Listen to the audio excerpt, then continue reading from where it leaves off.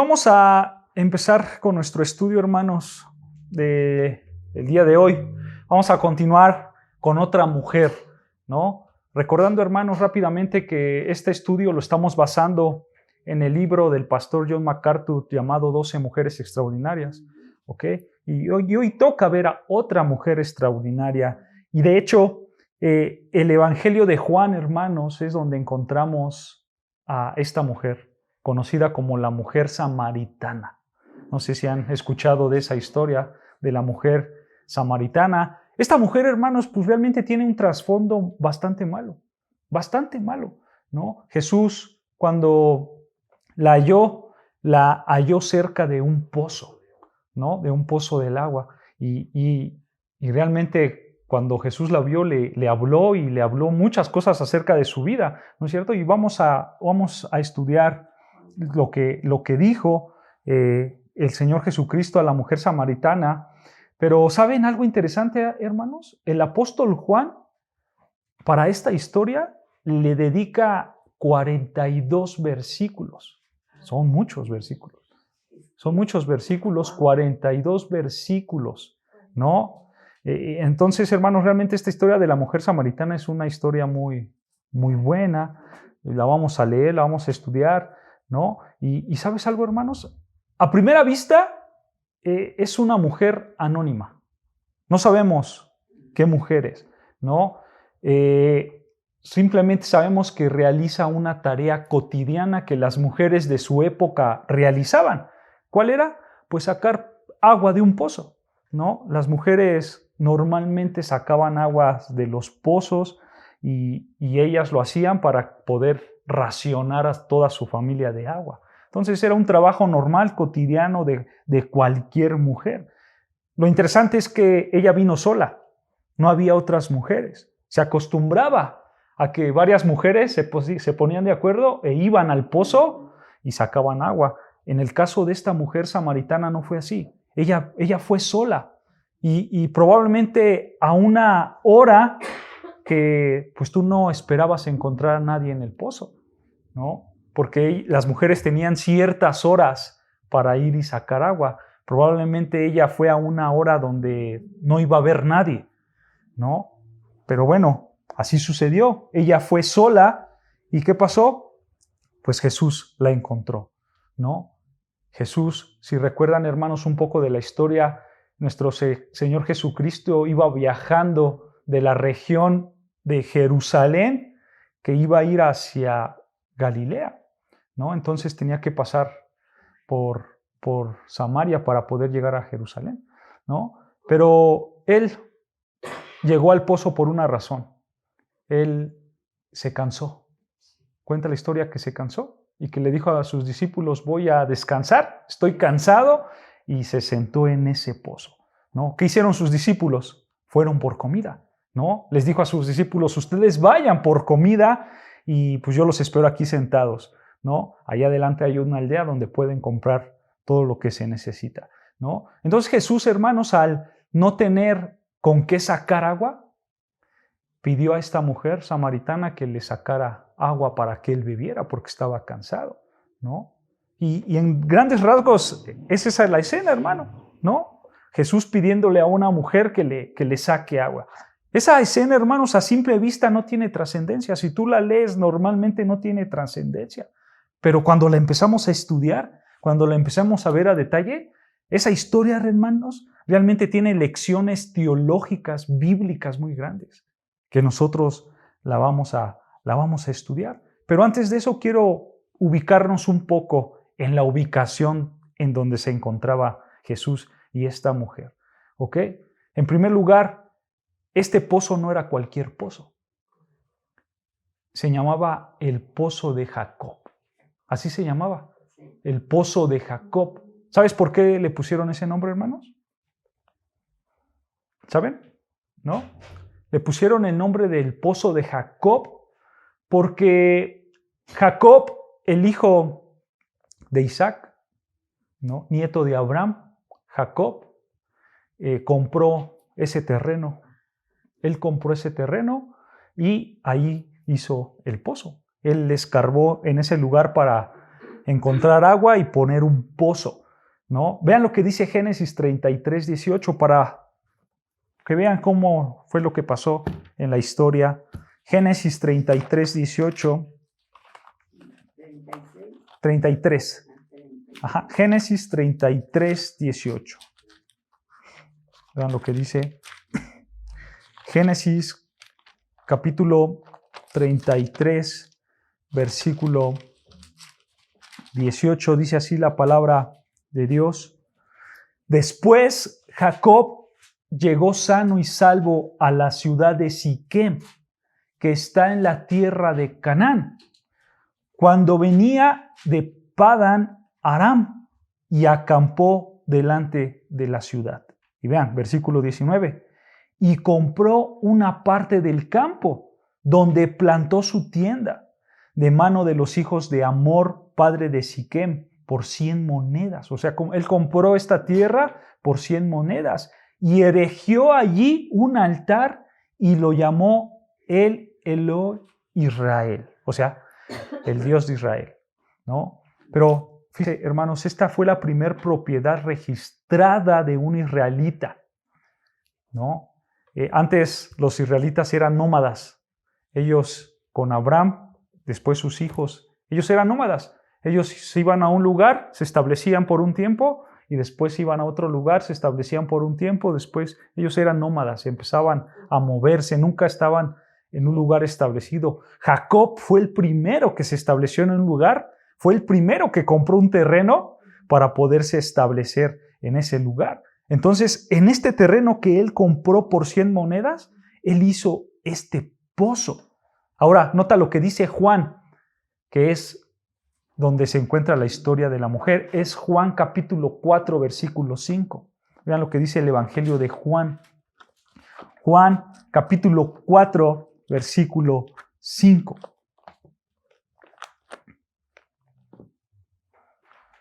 No vamos a leer toda la historia de la mujer samaritana porque son 42 versículos, es mucho, entonces lo vamos a ir viendo verso por verso para irlo entendiendo. Ok, hermanos, vean lo que dice Juan capítulo 4, versículo 5, dice, vino pues a una ciudad de Samaria llamada Sicar, junto a la heredad, escucha, que Jacob dio a su hijo José. ¿Se dan cuenta? Esta era una ciudad que Jacob le dio a su hijo José. O sea, Jacob, hermano, le cedió estas tierras a José, a su hijo predilecto, ¿no? No sé si ustedes recuerdan que Jacob amaba a José, que le dio una túnica de colores, ¿no? A ese José se está refiriendo, y porque lo amaba, él le regaló estas tierras, ¿no? Y ¿sabes algo interesante, hermanos? En estas mismas tierras, en la ciudad de Samaria, llamada Sicar, en esta misma tierra, fue donde se enterraron los huesos de José, cuando él murió. Y esto fue por orden de José. José dijo, cuando yo muera, llévenme a esas tierras y allí entiérrenme. Eso tú lo puedes estudiar en Josué, capítulo 24, versículo 32, ¿no? Ahora, ¿recuerdan que Moisés dejó Egipto? ¿Recuerdan que Moisés salió de Egipto? Bueno, Moisés se trajo el ataúd, el féretro de José. De hecho, hermanos, si tú lees Génesis 50 y Éxodo 13, si tú lo lees, hermanos, te vas a dar cuenta que los israelitas llevaron consigo el féretro y los restos de José durante los 40 años que estuvieron vagando en el desierto. En Génesis 50 y en Éxodo 13. Léanlo completo y van a ver, ¿no? Te puedo dar los versículos precisos, pero es mejor que leas toda la historia completa para que lo tengas. Es Génesis 50 y Éxodo 13. Exactamente, Éxodo 13, ¿no? Entonces, los israelitas con Moisés y todos los que salieron de Egipto, sacaron de Egipto el cuerpo de José y anduvieron vagando por 40 años con el féretro, imagínate. Hasta que llegamos a el libro de Josué, y ahí es donde Josué nos indica que enterraron a José donde se tenía que enterrar, en esta ciudad, en este pueblo de Samaria, porque era su tierra. Su padre Jacobo se la había heredado, ¿no es cierto? Entonces, hermanos, vean, realmente esto pues es muy interesante. Vean lo que dice, para que vean que no les estoy mintiendo, lo que dice Hebreos 11:22. Hebreos 11:22. Hebreos 11:22.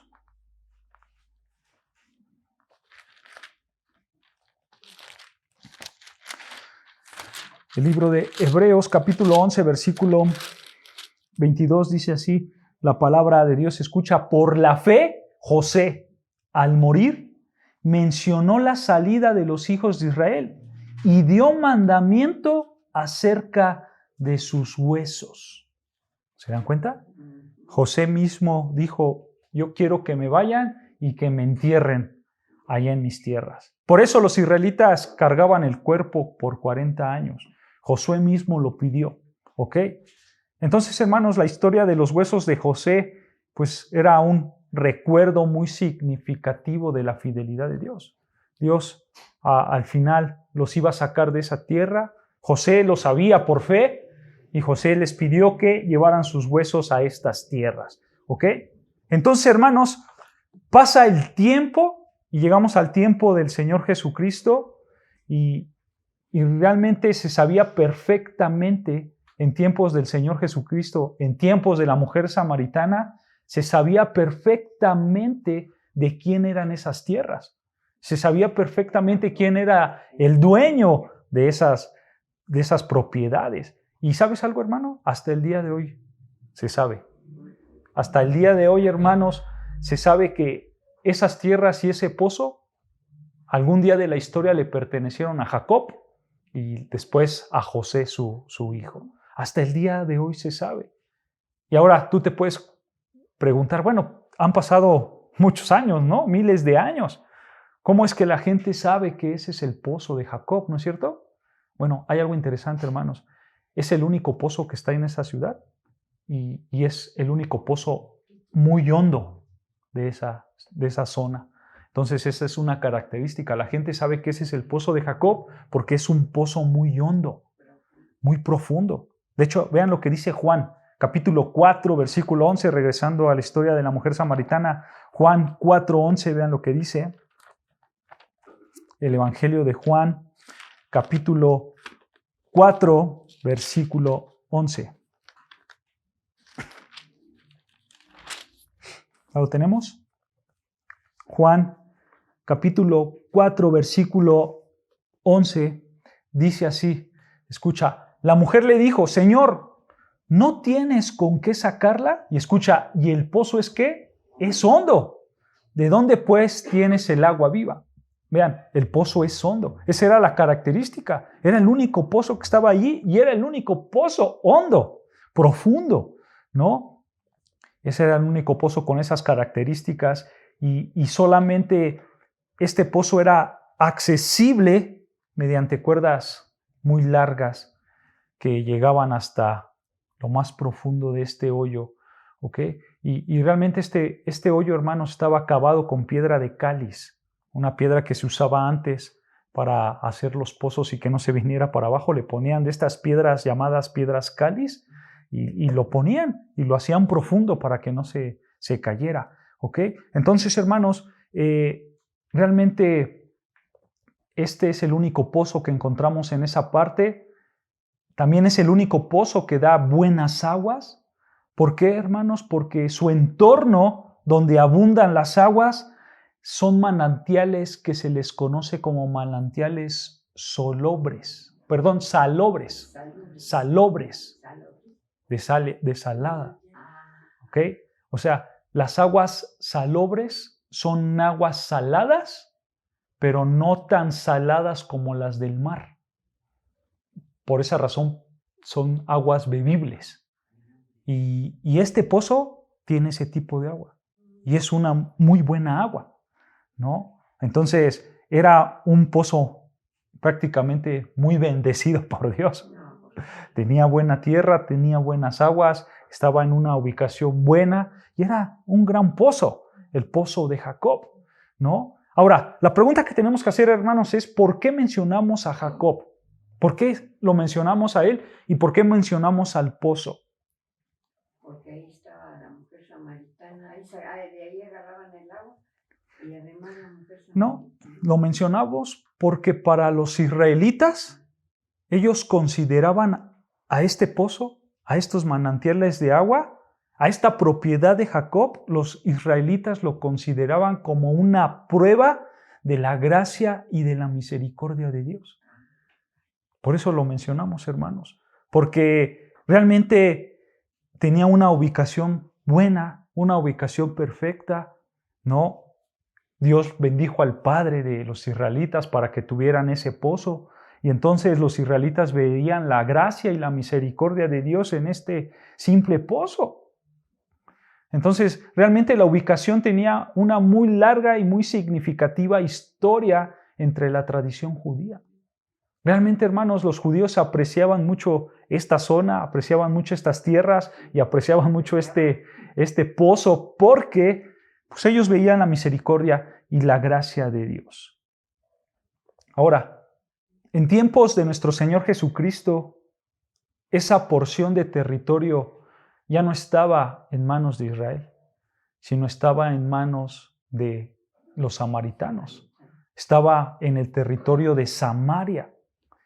Y eso, hermanos, es un detalle sorprendente también. Porque, hermanos, cuando tú veías a Jesús entrar al pueblo de Samaria, era algo inusual.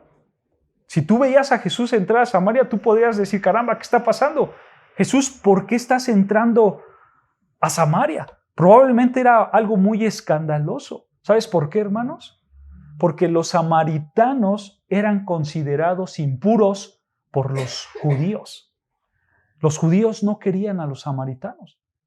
Los judíos decían, los samaritanos son impuros, los samaritanos son pecadores.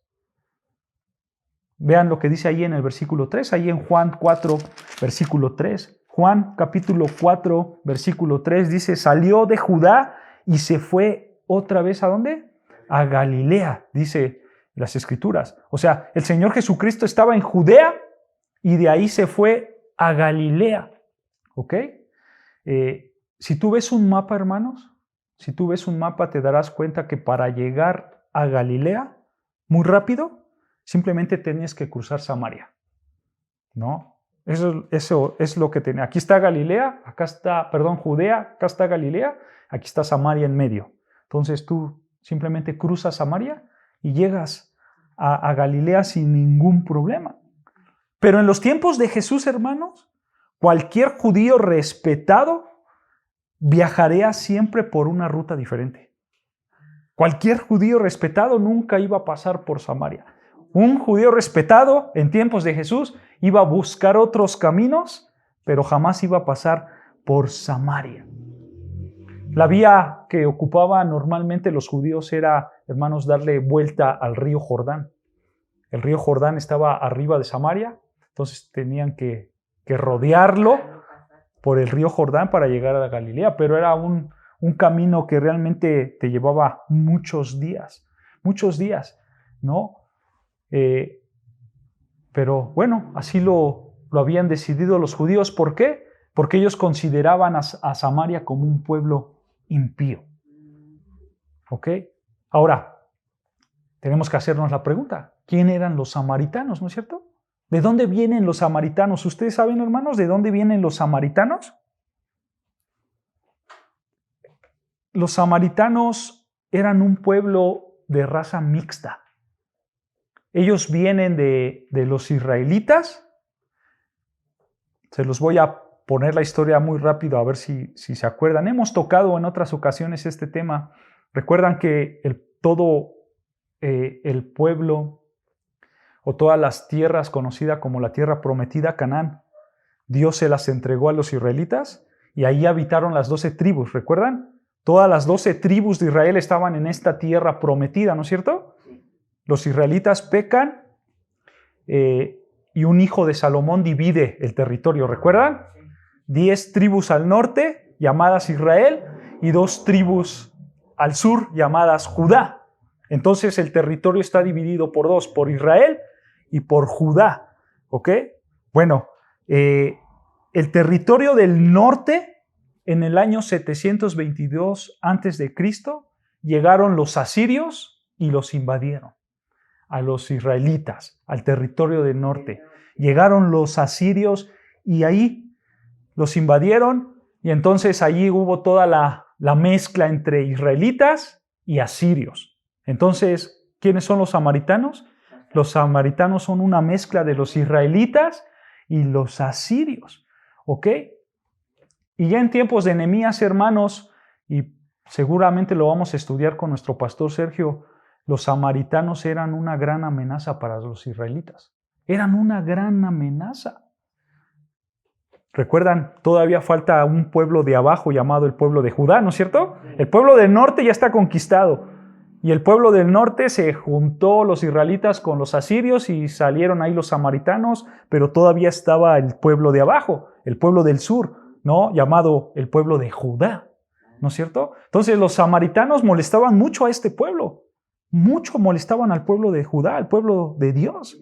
Entonces los atacaban y los atacaban. De hecho, en las historias de Nehemías, ahí vemos a un hombre samaritano que realmente atacaba, que no quería que el muro se levantara y siempre estaba persiguiendo y siempre estaban molestando a los judíos. De hecho, este hombre se llamaba Sanbalat. Ya lo veremos con nuestro pastor Sergio, que se llamaba Sanbalat.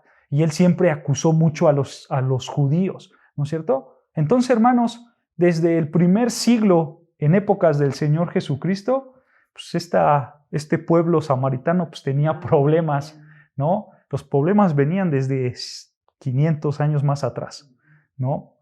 Entonces, realmente eran pueblos, tanto los samaritanos como los israelitas, eran pueblos que siempre han tenido esas luchas, siempre han tenido esas guerras, ¿no? Pero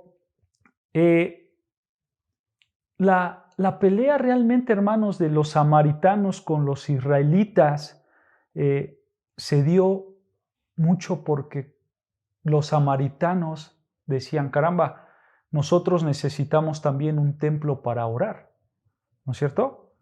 Entonces los samaritanos dijeron, pues les vamos a copiar a los israelitas, y en el monte llamado el monte de Gerizim, ahí vamos a construir nosotros nuestro templo, así como los judíos, y nosotros vamos a adorar a Dios, ¿no? Y así lo hicieron. Los samaritanos construyeron este templo en el monte Gerizim y ahí adoraban ellos a su Dios. Pero muchos israelitas iban a ese monte y adoraban, ¿no? En lugar de ir a Jerusalén, ¿no? En lugar de ir al templo que Dios había ordenado ir a adorar, estos israelitas iban a esos templos, al templo de los samaritanos, y adoraban ahí, ¿no? Y realmente, pues, a los judíos no les parecía, por obvias razones, y la pelea siempre estaba, Entonces, imagínense, es una rivalidad muy grande entre judíos y samaritanos. Pasan los años, hermanos, pasan alrededor de 150 años y llegamos al Señor Jesucristo, ¿no? Pero un judío llamado Juan Hircano, si no recuerdo, bueno, este judío se llamaba Juan. Este Juan fue el que se encargó de destruir el templo de los samaritanos que estaba en el monte Gerizim. Este Juan fue y lo destruyó, y entonces esto avivó más la llama de la pelea. Los samaritanos se enojaron aún más, ¿no? Entonces ya para tiempos del Señor Jesucristo, pues el conflicto era muy, muy, muy grande. Era no solamente un conflicto político, sino también religioso. Era un conflicto muy, muy grande, ¿ok? Entonces, el desprecio de los judíos por los samaritanos siempre estuvo, aún en la época del Señor Jesucristo. Si tú eras un judío, tú siempre ibas a rechazar a un samaritano. Tú no querías a un samaritano, tú maldecías a un samaritano, tú no te llevabas bien con el samaritano por todas las luchas que habían en el pasado, ¿no? Y pues porque se peleaban las tierras aparte de todo, ¿no? Entonces, con toda esta intención que ya sabemos, con todo este dato que ya sabemos, nuestro Señor Jesucristo, con toda la intención, pues volvió a romper los paradigmas, volvió a romper las ideas de los judíos. ¿Y qué hizo? Ir con una samaritana, ¿no es cierto? Dice ahí en el versículo 4, en Juan capítulo 4, versículo 4, Juan 4:4 dice, y le era necesario pasar ¿por dónde? Por Samaria. A Jesucristo le era necesario pasar por ahí. Jesús tenía un propósito que cumplir. A él no le importaban las peleas, a él no le importaban los disgustos, a él no le importaba si era samaritanos o no. Él necesitaba pasar por ahí, atravesar por Samaria. Y él se detuvo en este pozo histórico y ahí conversó con una mujer muy problemática, pero él necesitaba pasar por ahí. Sabemos, hermanos, que la acción de nuestro Señor Jesucristo, pues realmente no lo podían creer ni la misma mujer samaritana. Ni la misma mujer samaritana lo podía creer. Ella no podía creer que un judío quisiera dirigirle la palabra a ella. Vean lo que dice el versículo 9, más abajo. Versículo 9, Juan 4, versículo 9, le dice, la mujer samaritana le dijo, ¿cómo tú, siendo judío, me pides a mí de beber, que soy mujer samaritana? ¿Se dan cuenta? De igual manera, esto fue chocante para la samaritana, pero también fue chocante para los discípulos. ¿Recuerdan? Los discípulos se fueron por comida, pero cuando regresaron, vean lo que dice versículo 27 más abajo. Versículo 27 dice, en esto vinieron sus discípulos y escucha, y se maravillaron de que hablaba con una mujer. Sin embargo, ninguno dijo, ¿qué preguntas o qué hablas con ella? ¿No? Hermanos, hablar con un samaritano era algo impuro para los judíos. Era un pecado hablar con un samaritano. Aparte, a esto súmale de que estás bebiendo del vaso de un samaritano. O sea, no solamente estás hablando con él, sino que estás tomando de su mismo vaso, ¿no? Vean hasta qué punto estaba llegando nuestro Señor Jesucristo. Por eso aquí dice que ellos se maravillaron cuando vieron todas estas cosas, ¿no es cierto? Pero, ¿sabes algo, hermanos? Aquí vemos unas enseñanzas muy ricas que el Señor Jesucristo nos da en un contexto como este, en un contexto donde vemos a dos naciones que estaban muy en pleito, pero el Señor Jesucristo dice, a mí no me importa, yo tengo una meta, yo tengo un propósito aquí, ¿ok? ¿Y sabes algo, hermanos? Asombrosamente, en toda esta fantástica situación, nuestro Señor Jesucristo Él escogió el tiempo y escogió el lugar. Él lo escogió. Él dijo, yo necesito pasar por ahí porque yo sé que ahí me voy a encontrar a esta mujer. El Señor Jesucristo lo sabía. El Señor Jesucristo escogió el tiempo, el Señor Jesucristo escogió el lugar y el Señor Jesucristo escogió a la mujer. Él dijo, yo quiero ir a Samaria en tal tiempo porque me voy a encontrar con tal mujer. Y no cualquiera, una samaritana. Él lo sabía. Los samaritanos en el norte y los israelitas en el sur, los samaritanos con 10 tribus. No se confundan. Recuerden, el pueblo de Israel, todo el pueblo de Israel está compuesto por 12 tribus, ¿no es cierto? Que se le conoce como las 12 tribus de Israel, ¿no? Llegamos al tiempo de Salomón. Salomón reina, muere y uno de sus hijos toma el control, el reinado, uno de los hijos de Salomón. Pero como este hijo era un hijo pecador que no amaba a Dios, hace ahí en todo el reino hace un revoltijo. ¿Y qué hace? Divide el territorio. ¿Ok? Divide el territorio. ¿Cómo lo divide? En dos partes. Entonces, 10 tribus se quedaron en el norte, conocidas como las tribus de Israel, y 2 tribus de 12 se quedaron en el sur, conocidas como Judá. ¿Ok? Israel, 10. En Israel, 10. En Israel, 10. en el norte. arriba, Israel, norte, 10. Y en el sur se quedaron 2 tribus, ¿no? Todo ese territorio de las 2 tribus se le conoce como Judá y todo el territorio de las 10 tribus se le conoce como Israel, ¿ok? Entonces ya tenemos a Israel en el norte y a Judá en el sur, ¿ok? Llega un pueblo extranjero llamado asirios, los asirios, llegan e invaden al pueblo del norte, o sea, invaden a los israelitas, ¿ok? Y ellos al invadir a los israelitas, ¿qué hacen? Disparcen, ¿sí se dice disparcen? ¿Disparcir? ¿O dispersan? Dispersan se dice, se dispersan. Los asirios dispersan a todas las 10 tribus, las sacan de su territorio, porque obviamente ellos vienen a conquistar, sacan a estas 10 tribus de ahí, pero obviamente los israelitas que se quedaron, los israelitas que no salieron de esos territorios, pues se mezclaron con los asirios y de ahí se formaron los samaritanos, ¿ok? De hecho, no sé si ustedes han escuchado hablar acerca de las 10 tribus perdidas de Israel. Es algo muy conocido porque esto fue lo que pasó. Los asirios llegaron al norte, sacaron a las 10 tribus y las 10 tribus se dispersaron por todo el mundo. Entonces se les conoce como las 10 tribus de Israel porque están en todo el mundo, no están en donde tienen que estar, que es en la tierra prometida, sino que están dispersas, por eso se le conoce como las 10 tribus perdidas, ¿ok? Y eso fue lo que pasó, ¿ok?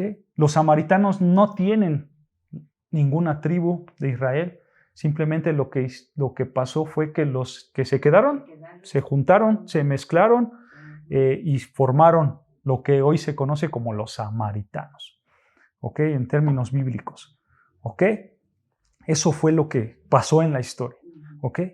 Entonces, aquí estábamos con nuestro Señor Jesucristo escogiendo a una mujer samaritana, ¿no? En un lugar preciso, en un tiempo preciso. Y ¿sabes algo, hermanos? Muy interesante que se ve en esta historia. Por primera vez, el Señor Jesús se iba a declarar como el Mesías. En esta historia, por primera vez. Él a nadie le había dicho que era el Mesías. Esta es la primera vez que él iba a decir, yo soy el Mesías. Y eso es algo sorprendente, porque Dios no decidió revelárselo a un judío. Dios decidió revelárselo ¿a quién? A un samaritano, a una samaritana, ¿no? Y por esa razón, esta es una mujer extraordinaria, porque ella recibió la bendición de saber que Él era el Mesías. Por eso ella está en esta categoría de mujer extraordinaria, porque fue la primer mujer y la primer persona que se le dijo, literalmente, yo soy el Mesías. Y lo vamos a ver, hermanos, lo vamos a ver. Pero para llegar ahí tenemos que entrar en un punto que se llama la conversión de esta mujer. Esta mujer creyó en el Señor Jesucristo. De la mujer samaritana. Ajá. Y realmente, hermanos, la conversación que tuvo nuestro Señor Jesús con esta mujer samaritana era una conversación muy sencilla, muy natural.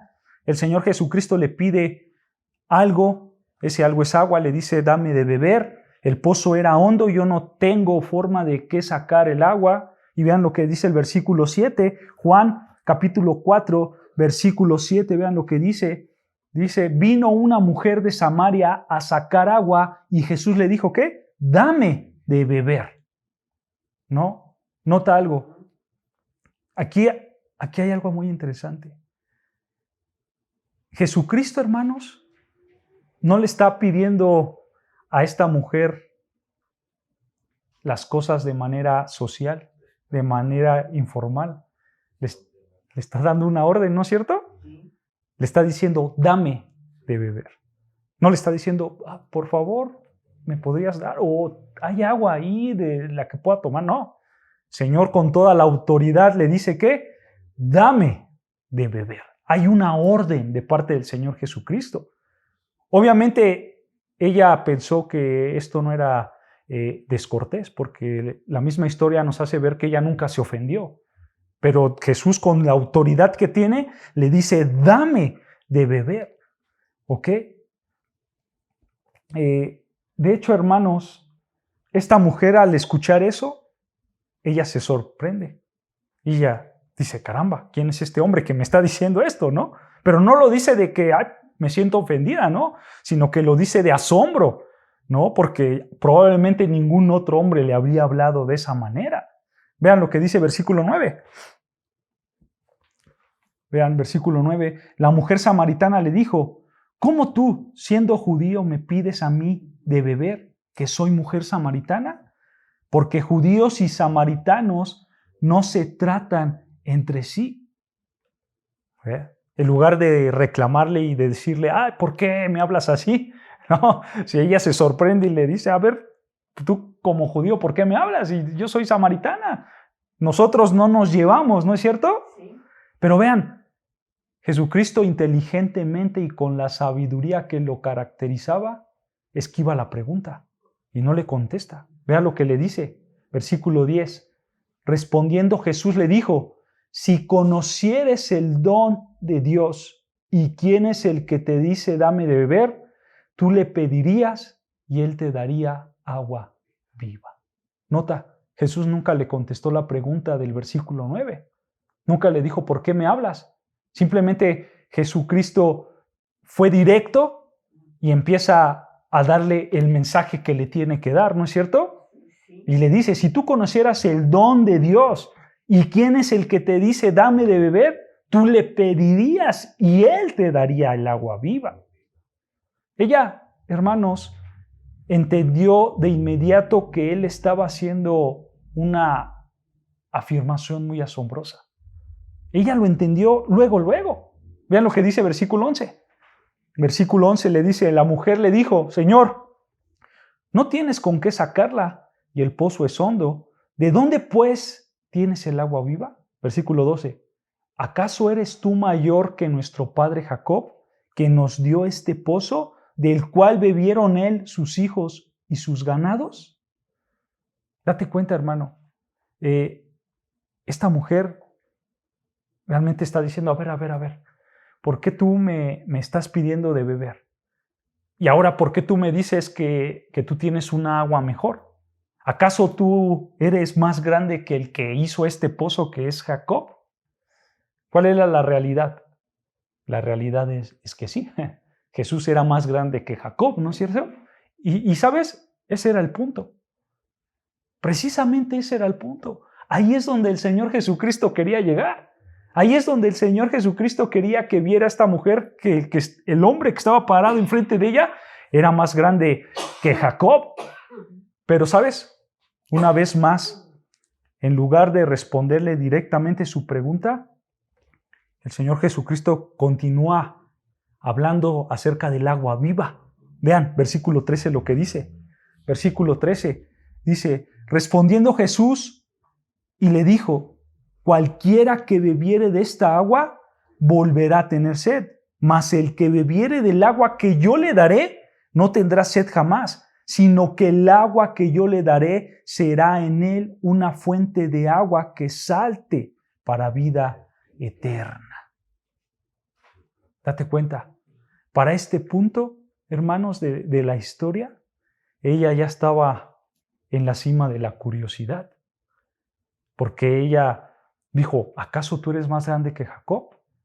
Jesús, sabiendo eso, le dijo, si tú realmente supieras quién soy yo, si tú realmente me pides que te dé agua, yo te doy agua y esa agua que te dé te va a saciar por toda la eternidad. Entonces ella ya estaba con la curiosidad en alto de quién eres tú, ¿no es cierto? ¿Quién eres tú? ¿No? ¿Y qué hizo esta mujer? Le dijo, dame de esa agua. Se lo pidió. Vean, versículo 15. Versículo 15 le dice, la mujer le dijo, Señor, dame esa agua para que no tenga yo sed ni venga aquí a sacarla. Nota, esta mujer empezaba a entender lo que el Señor Jesucristo le quería decir, ¿no? Ella empezaba a entender que Jesucristo le estaba hablando no de una agua literal, sino de una agua espiritual. Y ella empezaba a entender estas cosas. ¿Sabes algo, hermano? Las parábolas, las metáforas y esas cosas que se usaban, hermanos, esas eran herramientas que todo judío usaba. Ellos siempre se hablaban en parábolas, ellos siempre se hablaban en metáforas. Y obviamente el Señor Jesucristo, como un buen rabino, como un buen maestro, como un buen líder espiritual, pues Él iba a usar parábolas y Él iba a usar metáforas. Sí, ellos se entendían perfectamente. Nosotros, en nuestra cultura, si yo te hablo en parábolas, pues a veces no me vas a entender. O si te hablo en una metáfora, es probable que tardes en entenderme, ¿no es cierto? Porque no estamos acostumbrados a hablar así. Nosotros somos muy literales, ¿no? Nosotros vamos a lo que es. Bueno, en tiempos de Jesús y los judíos no son así. Ellos se hablaban en parábolas, ellos se enseñaban así y en metáforas, ¿no? Y para ellos era algo normal. Entonces, de tanto que se hablaban así, pues se entendían perfectamente de lo que se estaba hablando, ¿no es cierto? Bueno, este es el caso. Esta mujer samaritana, aunque el Señor Jesucristo aquí está usando metáforas, ¿no? La metáfora de que hay una agua viva, una agua que es que sí te da de comer para que vivas, pero hay otra que es espiritual. Pues la mujer samaritana lo está entendiendo perfectamente, ¿no? No es que ella se está perdida ahí a ver qué es lo que está pasando, no. No, la mujer samaritana está captando todo lo que el Señor Jesucristo le está diciendo, ¿no?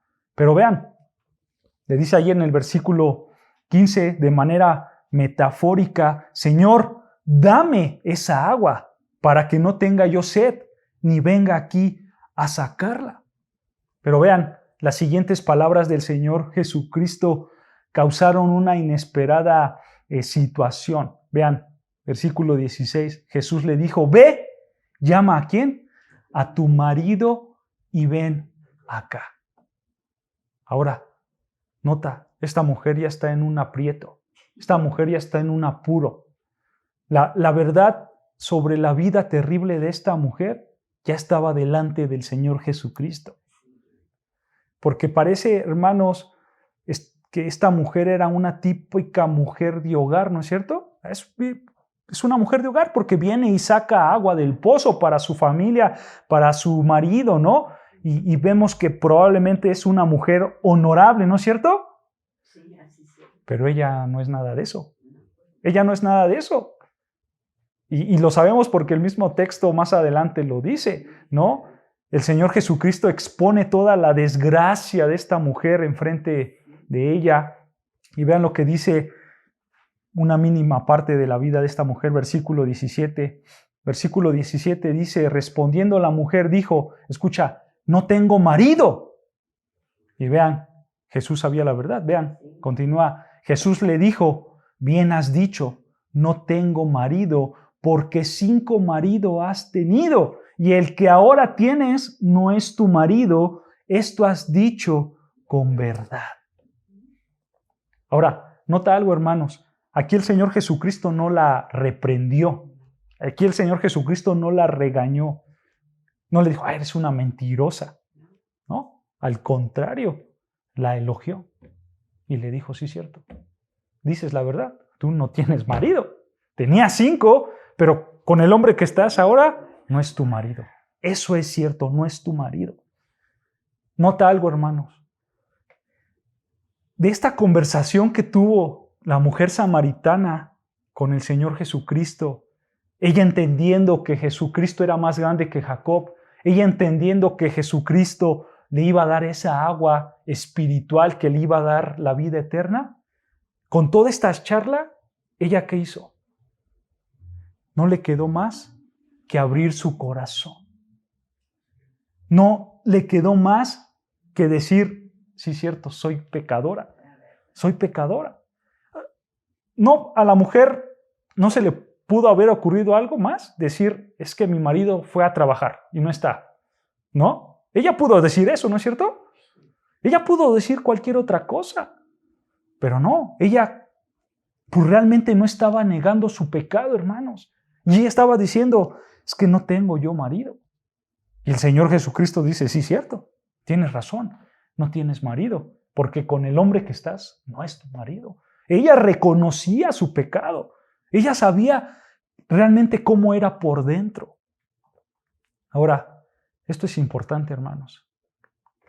Reconocer lo que hizo la mujer samaritana. Porque cuando nosotros estamos expuestos a la palabra de Dios, eso hace que nosotros veamos nuestro pecado.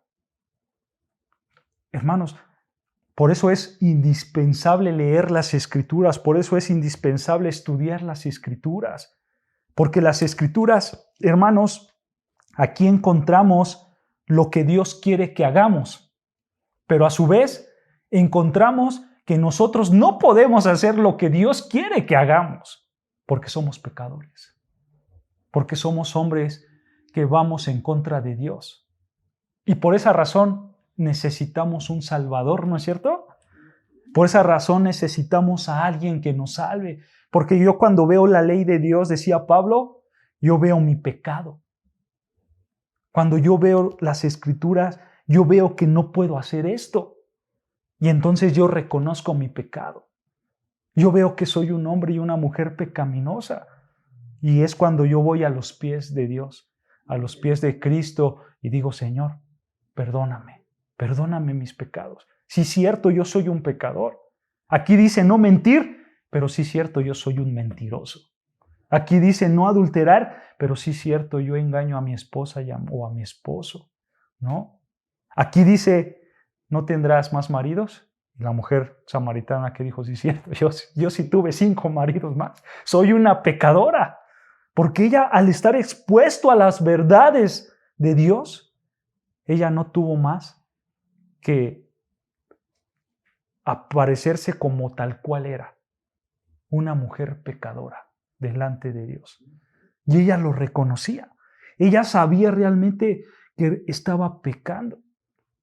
Obviamente, hermanos, no estaba orgullosa de eso, por supuesto. Ella no estaba orgullosa de la vida que llevaba. Pero el Señor Jesucristo sabía eso y todo acerca de su vida.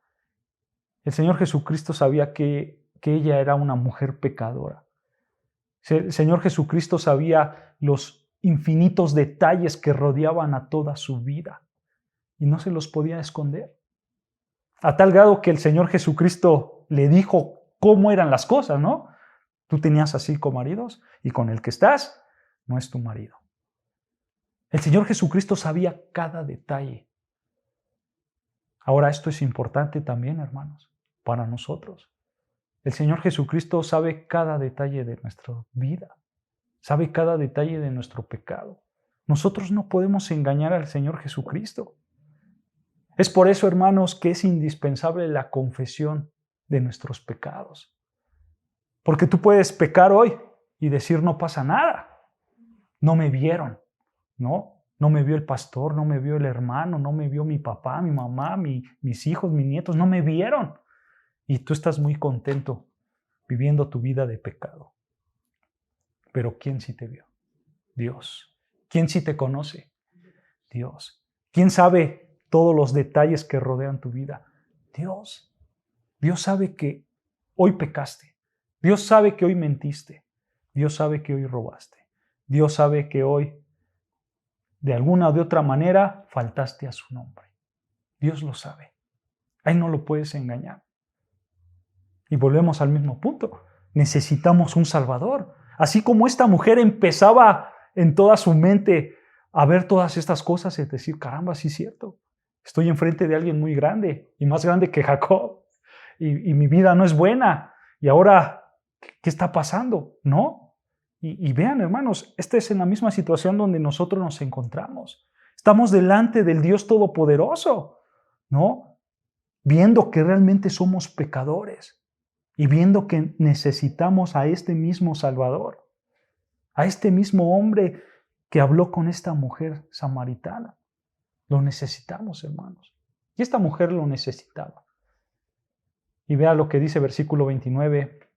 Dice ahí, versículo 29, dice, venid, ved a un hombre que me ha dicho todo cuanto he hecho.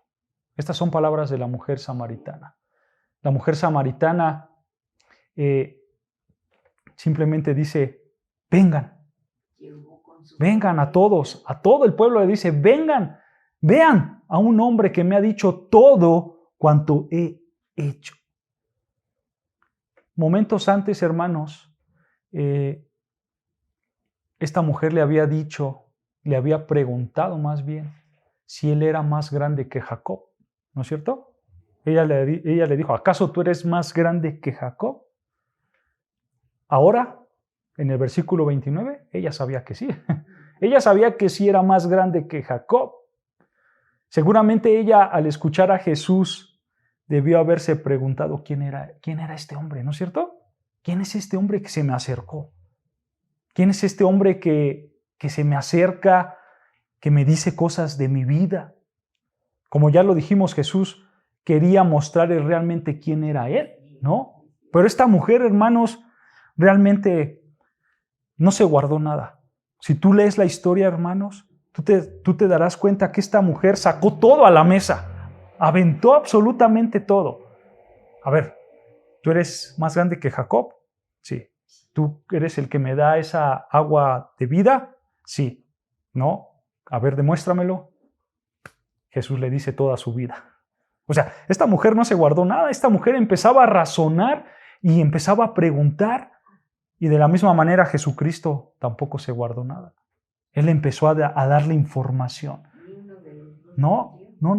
Los dos estaban teniendo una conversación al punto en donde Cristo quería llegar, ¿no es cierto?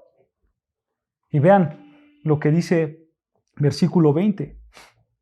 Versículo 20 dice, nuestros padres adoraron en este monte, y vosotros decís que en Jerusalén es el lugar donde se debe adorar. Nota, hermanos, por la forma en que lo dice, pienso que estaba de verdad esperando que el Señor Jesucristo le contestara esta pregunta. Porque esta mujer, al escuchar al Señor Jesucristo, le dice, pues este hombre pues es muy raro, sabe muchas cosas y pues quiero saber esto, ¿no? Quiero saber en dónde se tiene que adorar, o en nuestro monte o en Jerusalén, allí en tu templo. ¿Dónde es donde se debe de adorar? Si lo lees, hermano, pareciera como que si ella tuviera esa duda realmente, ¿no es cierto? Como si ella realmente quisiera saber lo que estaba pasando, ¿no es cierto? ¿Por qué, hermanos? Porque realmente este era un tema fundamental de la época. Era un debate entre los samaritanos y los judíos. ¿Dónde tenemos que ir a adorar a Dios?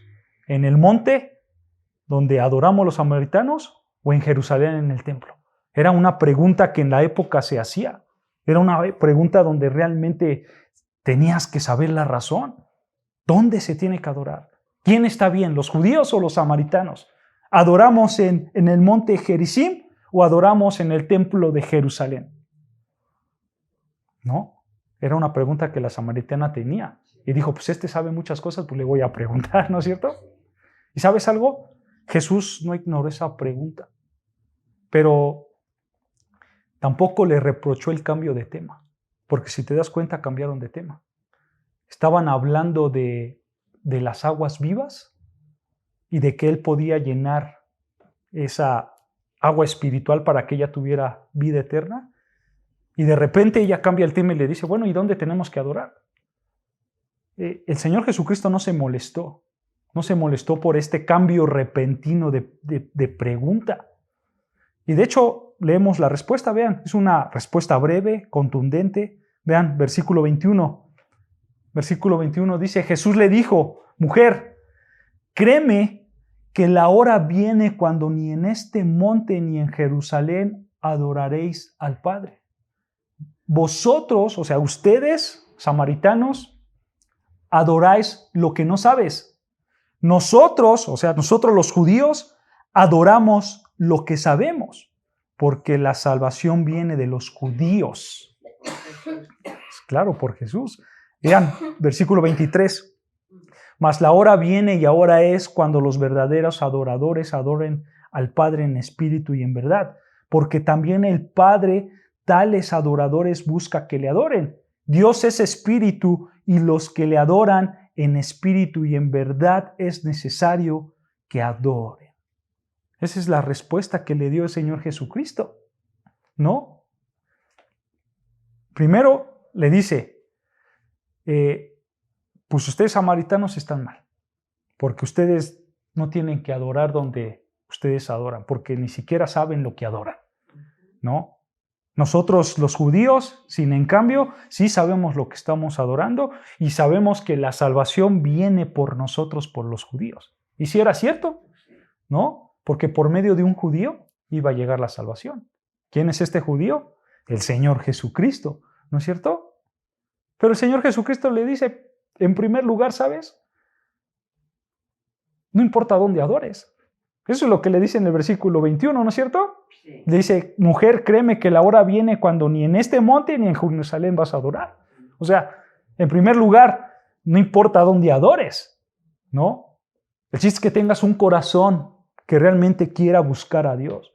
Los verdaderos adoradores se definen por a quién adoran, ¿no? No por el lugar, sino a quién están adorando. Eso se definen los verdaderos adoradores. ¿A quién están adorando? En segundo lugar, pues tu tradición religiosa es falsa. Ustedes no están adorando bien al que tienen que adorar, ¿no? Date cuenta, el Señor Jesucristo no disimuló esta verdad. El Señor Jesucristo no trató de decirle, ay, es que si le digo, pues la voy a perder y se va a ir. Mejor le suavizo la verdad, ¿no? O mejor no le digo nada para que siga estando aquí conmigo platicando, ¿no? El Señor Jesucristo es directo y le dijo, tú estás mal, tú estás pecando. Porque así es, hermanos. Cada vez que nosotros compartimos la palabra de Dios, no la tenemos que suavizar. Tenemos que decir lo que la palabra de Dios dice. Si dice que tú eres un pecador, pues entonces eres pecador. No le tratemos de dar vueltas. Hay que decir las cosas como son, ¿no es cierto? Y date cuenta, hermanos, en tercer lugar, el Señor Jesucristo sutilmente volvió a regresar al tema principal. Aunque esta mujer quiso desviarse de ahí, el Señor Jesucristo la volvió a traer para acá, ¿no? Y le dice, ni en Getsemaní ni en Jerusalén, ¿no es cierto? O sea, realmente esto ya no existe. Ahora lo que existe y a partir de aquí en adelante va a ser un nuevo pacto, ¿no es cierto? Olvídate de los montes, olvídate de las cosas religiosas.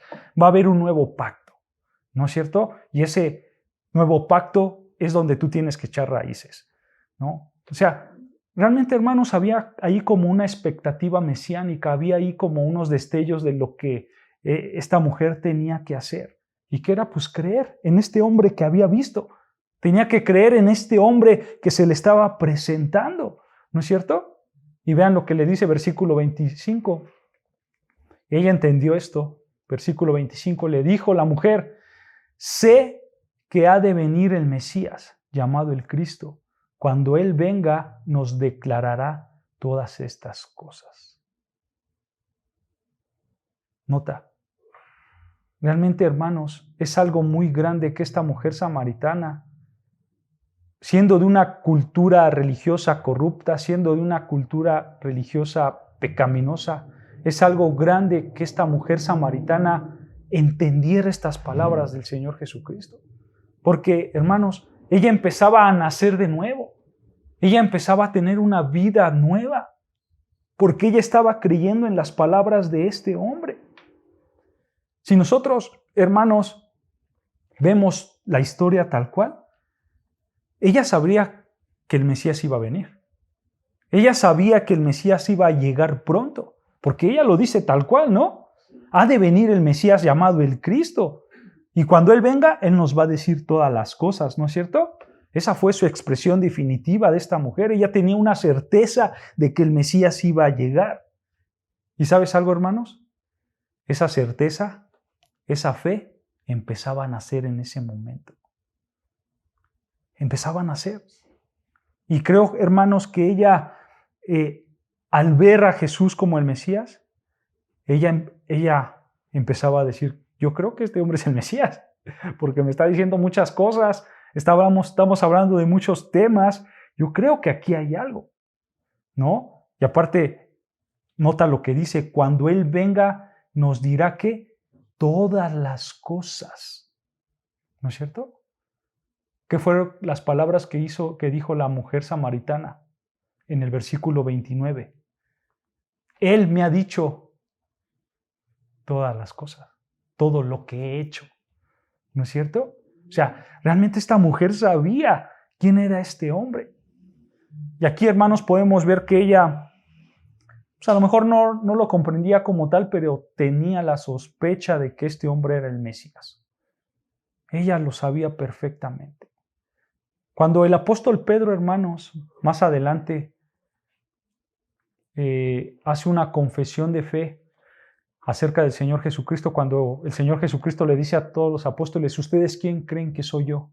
¿Recuerdan? Y el apóstol Pedro le dice, tú eres el Cristo, el Hijo del Dios viviente, ¿no es cierto? Y el Señor Jesucristo, ¿qué le dice? Bienaventurado eres, ¿no? Simón, hijo de Jonás, ¿no? Porque no te lo reveló ni carne ni sangre, sino ¿quién? Sino mi Padre que está en los cielos, ¿no? O sea, fue una revelación divina de Dios. Ese no era un conocimiento que Pedro tenía, sino que Dios le reveló a Pedro que Jesús era el Cristo, era el Mesías, era el Hijo del Dios viviente. Lo mismo pasó con esta mujer. Esta mujer tenía la expectativa del Mesías.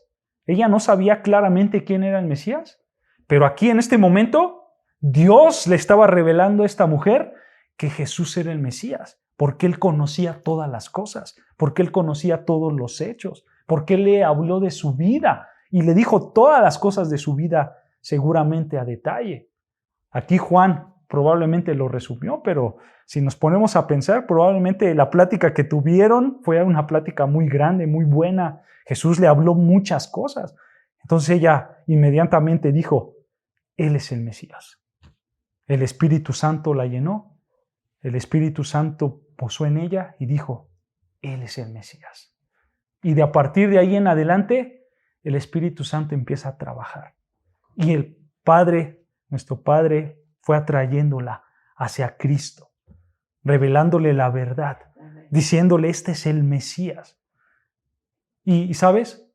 Nadie más había escuchado que Él era el Mesías. Esta es la primera mujer en toda la tierra que escuchaba que Él era el Mesías, de su propia boca. Él mismo le dijo, yo soy el Mesías. Y vamos a llegar ahí, hermanos, pero por tiempo lo vamos a dejar aquí. ¿Ok? Ya después vemos cómo Jesús se revela y le dice, yo soy el Mesías. Y vamos a continuar, pero para la otra semana, hermanos, porque si no, se nos hace noche. ¿Ok?